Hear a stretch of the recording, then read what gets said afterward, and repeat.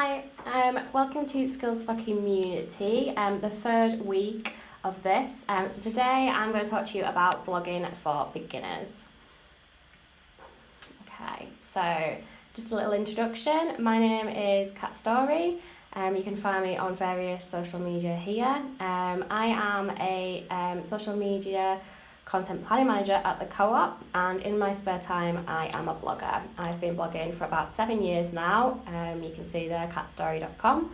I'm one of the UK's top running bloggers, which doesn't necessarily mean I'm good at running, just means I'm good at blogging. I also manage the content on the Co-op blog, of which you can see the URL there as well. Okay, so these are the things I'm going to run through with you today. So quickly, what is a blog? How do I start a blog? Top blogging tips that I recommend, how a blog could benefit you as a local cause or a member pioneer, and a little bit of inspiration to get that creative ideas into your head. So firstly, quickly, what is a blog? So a blog is an online journal or a website that basically displays information in a reverse chronological order. So the latest posts appear first. Typically, it's run by an individual or a small group of people, and it is written in an informal and conversational style. A blog post is something that lives on your blog, so this is an individual piece of writing or an individual piece of content that then makes together your blog. Okay, so how do I start a blog? So starting a blog is relatively easy. There are two main platforms that people use, so there's WordPress and Blogspot. I recommend WordPress, so just going to show you quickly how you can access WordPress yourself. So obviously you head to Google, type it in, click on the link that says WordPress, and basically WordPress do a great job in actually talking through getting you started. So once you hit the Get Started button, it talks you through the options. So what would you like to name your site? What's it going to be about? You can see there on the bottom it says how comfortable are you with creating a website. So if you're a beginner, click that one and it'll give you extra prompts, extra ideas and extra information on how to get things going. So I've just popped in with a little fictional blog that I'm going to create. Once you get past the first stage, it's about giving your blog an address. So this is Kat's Community. There are various different options in WordPress. As a beginner, I'd recommend that you just go for the free plan. So that's the top one on that list there. Once you get into blogging and you really enjoy it, you can upgrade very easily, but for the time being, it's best just to go with the free platform option. So it's the one just on the left there. Once you've selected the option that you want, you create your account, you create your login, and you're good to go. And that's it. It's essentially, in 4 simple steps, your blog has been created. Once you get to this page, you can see there that WordPress talk you through one by one how to get going, gives you an estimated time, tells you why you're doing it. It's really easy to get set up, and WordPress is really good at helping you. So just dive straight into my top blogging tips. So first things first, write for yourself first. So forget about anybody reading it, forget about the audience out there online, write what you want to write. Just focus on your thoughts and your ideas and your opinions and how you can put these into words. Secondly, get some ideas from your audience. So obviously you've started a blog, you've obviously got something to say. A great idea and some of our most successful content is when we're actually answering questions that people are already asking us online, in person. So as a local cause or a member pioneer, you might have people in your community that come up to you and ask you, what are you doing? What's the impact that you are doing? So these are obviously some great starters from 10 for your blog content. Thirdly, be consistent. So the joy of a blog is that it is regularly updated.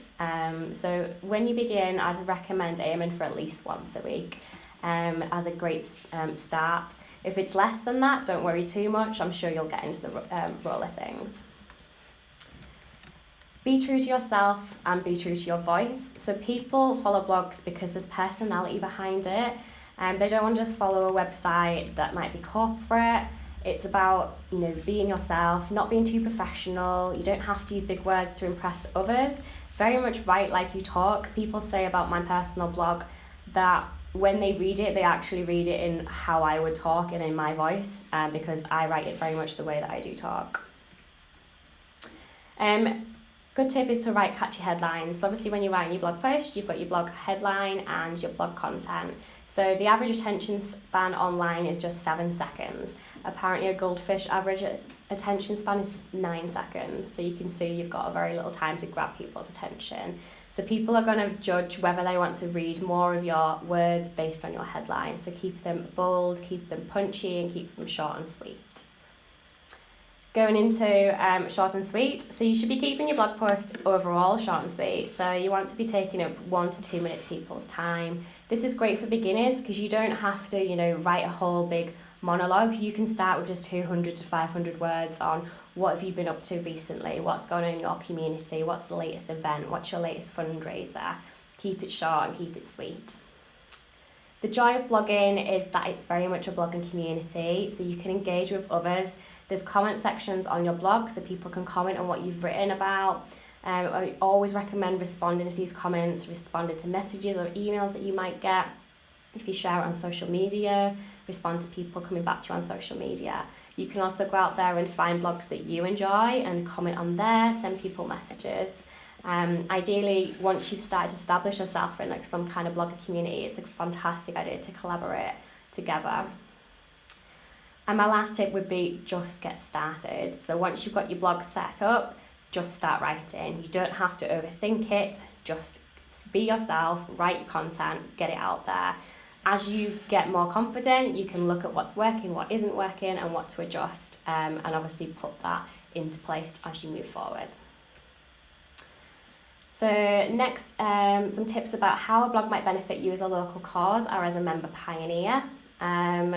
So a blog very much allows you to add a human touch. So if you're a local cause, a blog very much allows you to give a more personal narrative as opposed to a website which can be a bit more corporate.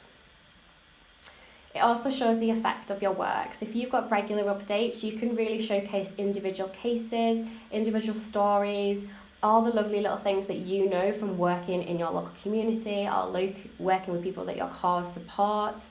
You know these stories, what better place to start showcasing them to others to show the effect of your work. You can use imagery and video as well to really help bring that content to light.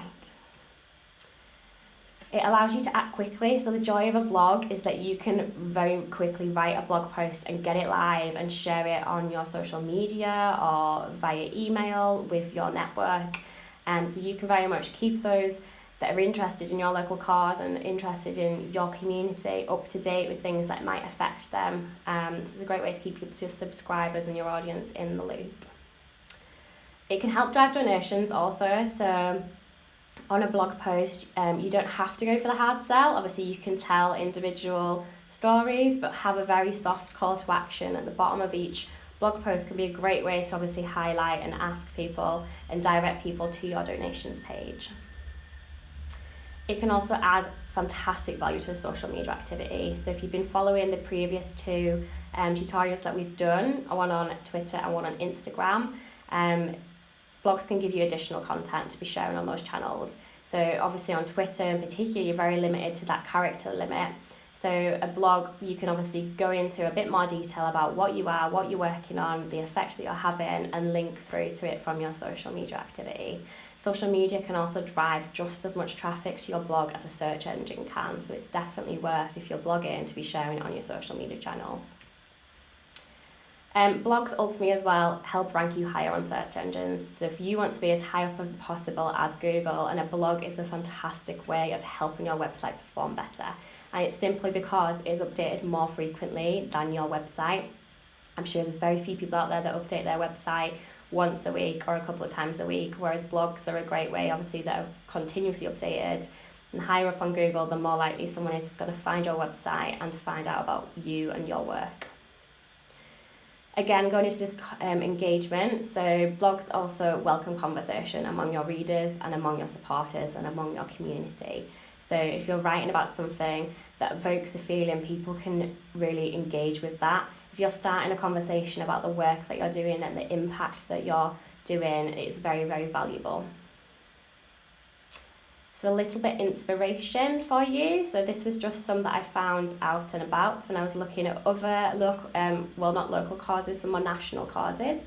There's a great place to look for inspiration. So if you've got your blog set up and you're kind of wondering, well, what can I actually share on my blog? Personal stories are a great way to start.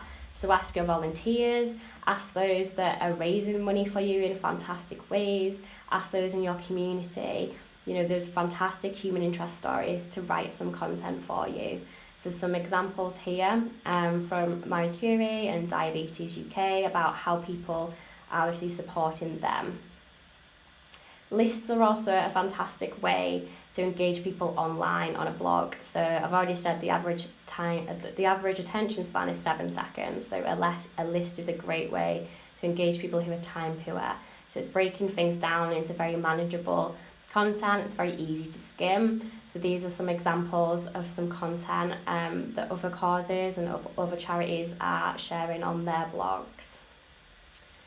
You can also help people in need through a blog. So a lot of research shows that people kind of seek help from the internet now.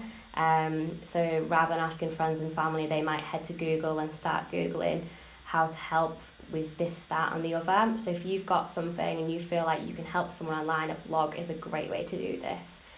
So again, just on the right there, you can see some blog posts that other charities have been sharing that might obviously be searched for in Google. I've just had some little links there, so if you want to come back to this video a little later on and take some notes from others who I think are doing great and sharing some fantastic content across their blog. So these are national ones, so it might not be relevant exactly to what you're doing. We also have the Co-op Foundation in there who blog regularly about what they're doing and what it is that the impact that they're giving. So that's all I have at the moment. So if you've got any questions, I'll just ask Siobhan. Got any in? Okay, so we've had one question that says, what should you use for a header image on a blog?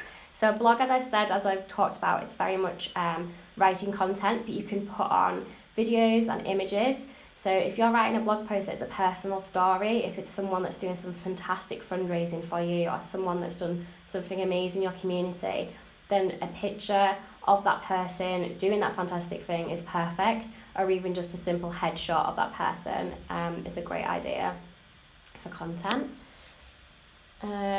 Second, does it matter which platform I use, WordPress or Blogger? So no, it doesn't matter ultimately. They're both very simple platforms to create a blog on. WordPress is a bit more sophisticated in the options that it gives you. You can make it a bit more personable. There's some great templates on there that you can take easily and add yourself in, add your branding. It's just the one that I'd recommend because I think that as a beginner it helps talk you through the process of setting up a blog a lot better than Blogger does. Okay, another question we have is also, how often should you blog? So I've said if you're going to be starting, then you want to be looking for about once a week. A lot of people do daily. I'm sure that that's a lot to ask for, but at least once a week is just a great opportunity for you to be updating those that are interested in you on what is happening in your local cause or in your local community. Okay, so that's the live questions that we've got now. If you're watching this back or you've got any other questions, then please do just give me a little tweet. You can see my handle there along the bottom. I'm more than happy to answer any of your blogging questions at any time. Thanks for tuning in today. It's been great talking to you all.